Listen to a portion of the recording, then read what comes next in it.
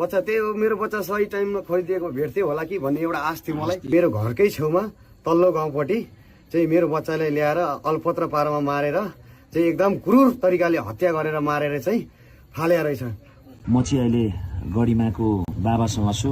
जुन दिन गरिमा यहाँ हाम्रो छोरी हरायो त्यो दिनदेखि कसले आएर के काम गरे भन्नुहोस् त। चाहिँ गाउँमै छ कि भनेर फेरि पनि पत्ल्यातिर छापा मार्न गइयो। पत्ल्यामा छापा मार्न जाँदाखेरि मलाई अनि के भन्छ कि एक ठाउँ यहाँ गेस लागेको थियो कि त्यो केटा कहाँ छ त्यो बाबु, त्यसलाई खोज्नुहोस् बोलाउनुहोस् भनेर भन्दाखेरि चाहिँ उसको मम्मी र सानी मम्मी रिसाएर कराएर मेरै छोराको चाहिँ दोष लगाइरहेछ भनेर चाहिँ झर्की फर्की गरेर चाहिँ उहाँहरूले मलाई भन्नुभयो। र यो कुरा त्यो दिन प्रहरीसम्म नपुगेर म गएन, प्रहरी चौकी गएन। खालि बच्चाको के भन्दाखेरि बच्चा हराएको चाहिँ हामीले रिपोर्ट गर्न भ्याएको थियो है।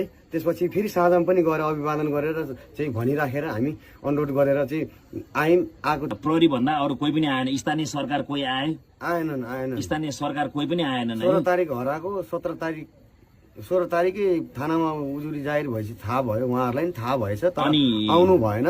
त्यसपछि अनि दोस्रो दिन के भयो? दोस्रो दिन के भयो भन्दाखेरि दोस्रो दिन चाहिँ उहाँहरूले प्रहरी परिचालन गरेर अनि चाहिँ नि जङ्गलतिर छापा मार्ने खोज्ने कार्य गराइदिनु भयो। 1-2 बजेसम्म बस्नुभयो। सबै थुक गरेर 3-4 बजेदेखि फेरि हामी 2-3 जना गएर क्यामेरातिर लाग्यौँ, क्यामेरा चेक गर्ने।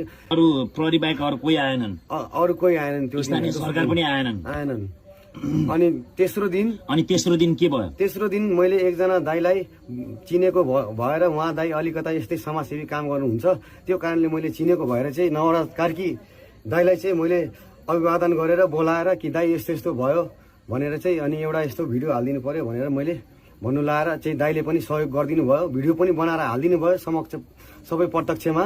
अनि त्यसपछि मलाई दिनभरि गएर सीसी क्यामेरा फुटेज र प्रहरी चौकीमा गएर पनि तपाईँको साथ सपोर्ट दिएर चाहिँ उहाँहरूलाई नि अनुरोध गरेर चाहिँ उहाँले प्रोसेस चाल्नुभयो। हिजो दिनभरि हामी जितपुर सिमरा सबै क्यामेरा हामीले चेक गऱ्यौँ, हामीलाई केही क्लू पत्ता लागेन। बेलुका साँझमा हामी फर्किँदै गर्दाखेरि चाहिँ नै मेरो घरकै छेउमा तल्लो गाउँपट्टि चाहिँ मेरो बच्चालाई ल्याएर अलपत्र पारमा मारेर चाहिँ एकदम क्रूर तरिकाले हत्या गरेर मारेर चाहिँ फाल्या रहेछ।